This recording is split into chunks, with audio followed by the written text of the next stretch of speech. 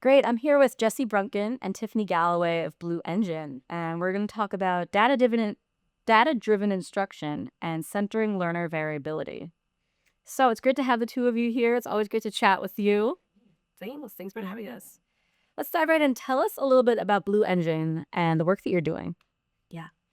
At Blue Engine, what we know to be true and what we believe deeply is there's absolutely no such thing as a typical learner. Not as kids, not as adults, none of us are the same.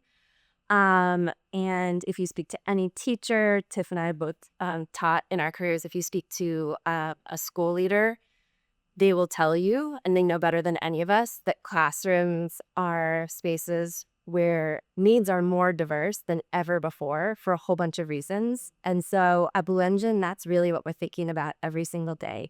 We partner with schools and school systems across 8 states in DC and counting. And our partners are really, really serious about just leaning in and embracing and celebrating this variability, and taking the steps required to make sure that all students can really be successful. And so we started as an organization that was supporting teachers in the classroom, really take a look at the kids that they were working with, what needs they had, whether or not they had a portion of their students who had disabilities, whether or not they had a portion of their students who were really behind grade level, emerging multilingual learners. And we were training and developing and coaching teachers to be effective in that environment. And since then, we have grown to expand our teacher-facing work, but also we build capacity and instructional leaders. And we now work also at the district level and state level. And the state level this year, yes, to think from a systems level about what has to be true so that at the end of the day, students experience instruction that is rigorous, that provides them access to grade level learning, but also creates an environment where they feel like they belong. What inspired you to get started in this work? Yeah, I can start. So as a Black woman, I carry with me like a very deep awareness that the education that I'm afforded was not necessarily given to my ancestors. And so I know that they fought for access to knowledge because they understood that education is power. And that history in and of itself fuels my passion for wanting to serve in this space. Additionally, as a woman who was diagnosed later in life as a neurodivergent woman, I know firsthand what it means to be a part of a system and navigate systems that wasn't necessarily designed with my way of thinking in mind. And so too often I think about like traditional school systems and traditional educational models that really fail to recognize the power and the potential of all of the diversity that we have in our spaces in our classrooms. And so that's another driver for me for why I really want to work and advocate in this space to level the playing field for kiddos who grew up like me and who experience education in a similar way that I did. Yeah. I think my story is a little different, but I often say I kind of fell into this, but I had originally gone to business school and thought that I wanted to have a career in the for-profit space. Um, Toward the end of that journey, I found myself to be so uninspired and just searching for ways in which I could use sort of that skill set, but feel a lot of like connection and meaning to my work. Wasn't sure where that would take me, but I have grandparents who are educators, and they really just instilled in us this idea of how important education was, especially as it relates to leveling the playing field for all people. And that led me to um, venture off and become a teacher, spend time in the classroom, and then realize that I just didn't think there was anything more important. And since then, I have been able to sort of bridge my um, passion for education, my experience as a teacher, with also the current role that I have today at Blue Engine, and the skills that I think that I can uniquely bring to the space. Yeah. Blue Engine focuses on, well, one of the focuses of Blue Engine is improving co-teaching models to drive better outcomes for students with learning differences. What are some key strategies your team has found most effective in strengthening collaboration between general and special educators? You know, about 3 years ago, all of our work was focused on co-teaching. I mean, all of it. And since then, we have just been asked to expand into different types of spaces and settings because the core of what we do is so applicable. And so I think what we have found to be most important as it relates to that collaboration that often exists in silos between general education and special education is that, and which is the core of our support model, is that educators need someone to sit with them and do side-by-side data analysis and side-by-side problem solving and development, and especially a facilitated conversation between educators that are supposed to collaborate together so that they are having real-time support for the challenges that are coming up, and we are as needed building their toolkit of strategies. And so what we found to be so effective and most effective is just this like job embedded real-time coaching that is supporting the collaboration between educators. And often what we see coming up in that coaching, you sort of see a lot of Yeah. I think some of the coaching, we talk about the coaching in and of itself. I think there's also this layer of what are the systems and the infrastructure around the classroom. So do they have adequate space and time to actually do the planning, right? Like co-planning, tip on co-teaching, we talk about co-planning a lot. And then we go into schools and realize that they actually don't even have sometimes like structured co-planning time together, common planning time together. So that's a place that we want to make sure is like solid and put in place for educators. I think another I would say barrier, but a strategy that we really implore for school teams as well as district teams is really prioritizing that mindset that every kiddo in the classroom deserves to have a high quality instructional experience, and that responsibility befalls to every educator in the space, not just a special education teacher who just happens to have that kiddo in a caseload. So that. It's that idea of they're all our kids. Yep. It's not those are your kids, these are my kids. Yes. And that point about co-planning is I've been a teacher too, and the idea that you can co-teach without co-planning is On the fly, right? Like, give me 5 minutes outside to go to work on today, and then you figure out how I'm going to differentiate. It's not the most effective way and approach to do that. And so if you expect our educators to be able to do this really, really well, we need to give them the space, the time, the tools, the training to be able to effectively lead into that area of support. let's talk about data. You mentioned that data-driven instruction is a really important part of Blue Engine's work and approach. How do you support educators in using this data, and what impacts have you seen in the classrooms? So, I mean, what we're seeing is, okay, we're coming off of just a new round of NAEP data that is showing that the achievement gap is only getting wider for groups of students like those with disabilities, multilingual learners, experiencing poverty as well as experiencing poverty. And I think we keep seeing the same thing over and over and over, and it just keeps getting wider and wider. But at Blue Engine, we know that literally does not have to be the case. So we're looking at partners that we worked with last year, Roosevelt High School in Washington, D.C. They literally are closing the achievement gap for their students with disabilities and multilingual learners by 10 points after just 6 months of coaching from Blue Engine. So we are seeing that is just 1 year. And imagine if students are experiencing educators who are equipped to those practices year over year over year.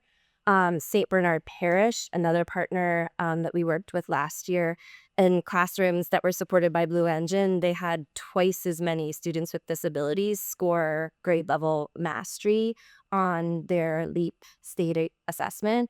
And then beyond just the academic data at St. Bernard, teachers who were trained by Blue Engine had half as many behavior referrals, which means half as many instances of students being sent out of the class, meaning their instructional minutes were preserved.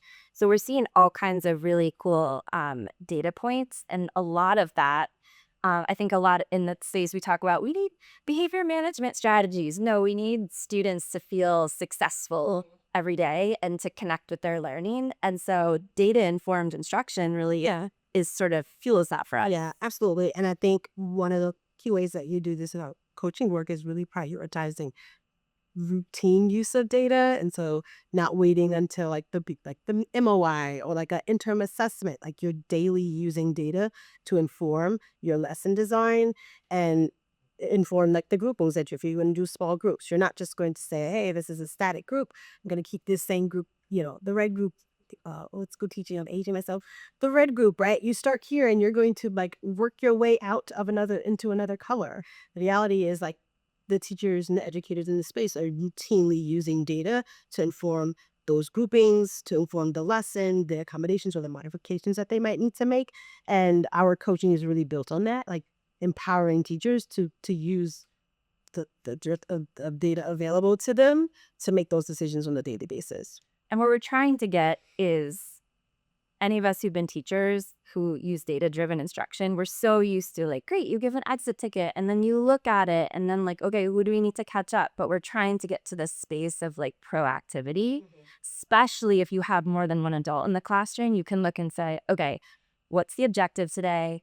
Okay, who's going to get stuck? We already know who's probably going to get stuck. Why? Why are they going to get stuck? Okay, so when we come into the classroom and we have a do now routine, how do we already proactively say, okay, today, if Tiff and I are teaching together, I'm going to pull the kids who are going to get stuck on this thing and I'm going to do a little pre-teach while Tiff is supporting a do now with the other kids. And that way, by the time we get to the mini lesson space or the time we get into small group instruction, we've already done a little preview with the kids who need it. And that's like the type of proactive. Creating the access point, right? For the kiddos who need that support, like you need this pre-teaching or this pre-engagement, and you feel more confident, like with a developed schema to come into the space and engage, rather than just like, looking around. It's like, I don't want to be the kid that's called on to read aloud, right? I want to feel prepared to engage in the conversation that might come up for. Totally. And what are the ways that they can practice that objective? And then how do we say, okay, you're going to do a group with this type of activity. I'm going to do a group with this type of activity because these kids are going to have preferences or needs that are different. And so it's really trying to shift from that, like, okay, someone didn't learn it, now what? To how do we make sure that every kid's successful today? That's the type of data-driven instruction that we are pushing for. I love that. Blue Engine, you've been a ELA partner for a while now, and one of the unique things about ELA is our network of partners from across the sectors. What do you think the role of partnerships and collaboration, how has that played into your success or achieving your org's goals? I think collaboration is literally for bedrock of who we are as a organization. I think Jessi alluded to this early on. We were founded and at the core of who we are, believe in the power of teams, believe in the power of collaboration. That has been a through line throughout every iteration of our organization. I think about currently, I'm working with a partner in Baltimore City, and they came to us, and Tumnuna Alisea, she is the executive director of teaching and learning, and she is a boss. She is amazing. A lot of times we think about this work, sometimes many organizations or districts will situate it within like the special education realm. And this is a special education far more challenge that needs to solve. And she's like, no, this is a tier 1 thing. And I really want to be able to have support from leaders in the field. And she's just been an amazing thought partner. She's been intentional about soliciting the support of not just the people in her district at the central office level, but also that the instructional leaders across the clusters and the networks. And I just found that has been like a powerful collaboration between like a district leader and ourselves. So really see impact on the ground of this work. I think Jessi can speak to like other partnerships that we've had like this year and some from last year. I think that need to go at the power of collaboration as well.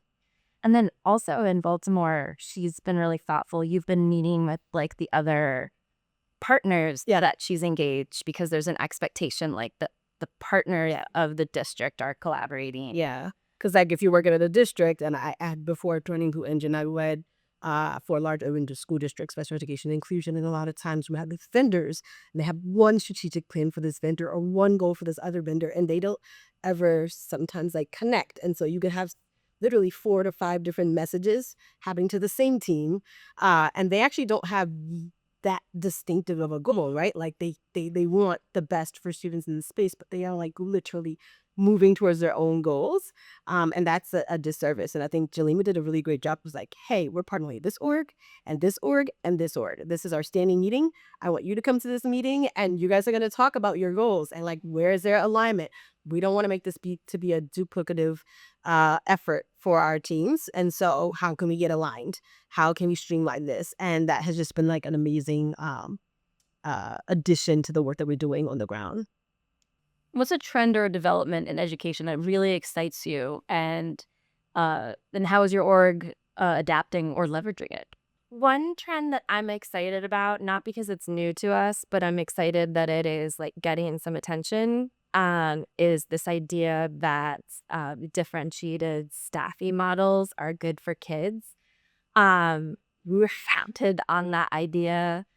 I mean, over 10 years ago, we were doing this when people sort of understood conceptually, yeah, more adults is probably better for kids, like lower the student to teacher ratio. But I think as a system, there are people are really recognizing the value, and we are starting to see that supported through funding and policy and other things wrapping around. And why that's exciting is because we have spent over 10 years honing the practices and resources and an understanding of what drives impact. Because, like, spoiler, it's not just throwing more adults in the classroom. It's about what they do together. It's about their relationships. It's about the system around them. And so we are excited that that is sort of at the forefront now, because we really know what to do in that space. And so we're excited that that is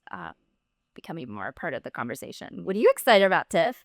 I am actually really excited about the elevation of and the normalizing that, like, there's no such thing as ma'am or typical, right? So we saw the movement with Universal Design for Learning, and we talked about RTI and NTSS, and it's really become like a mainstay in the conversation point that like every classroom is comprised of students that represent just a vast uh, uh, vast difference, and just means that it's everybody's responsibility to teach everybody in the room, and to know about those kiddos in the room. So it's not just the kids with the IEPs that have a specialized plan or an accommodation. Like, a kid in a room could not have a plan, could not have a 504 or be a multilingual learner, and really still benefit from proactive and intentional planning around creating access points in the instruction. And that's also exciting to me, because that's literally what we do at Blue Engine, is teach people how to do that proactively so that every kiddo has equal access to high quality instructional materials and high quality instructional environments. To wrap us up, what's a piece of advice you would give to somebody starting out a career in education? It could be any role, a teacher, an administrator. What's a piece of advice you would give?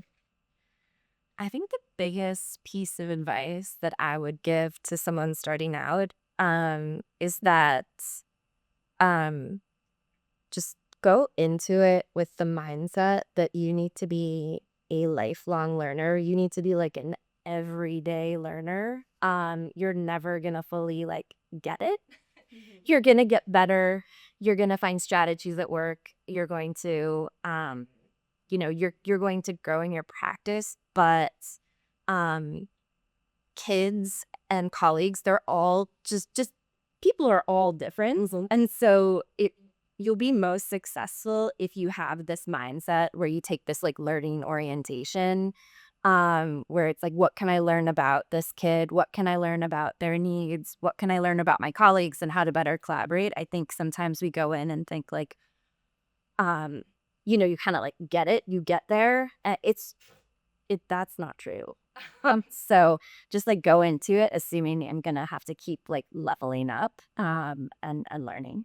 I'd add to that, my grandmother always says to me, like, the only constant thing is change. Oh, so you could experience success in the role as a teacher or the role as a principal, and then literally the next generation of kids is completely different from the previous. I have a son who's almost 13, and I look at him sometimes and I'm like, I remember being 13 at nothing at like how you are, but he's like of the TikTok generation. So it's a completely different thing in the way that he needs to engage and be like inspired by a classroom environment or educate. It's just very different. And I had to be, as a parent and a parent educator, okay with varying my approach and investment. And I think that's true for educators across um, the country. It's great. Thank you both so much for being here today. Thank It's great.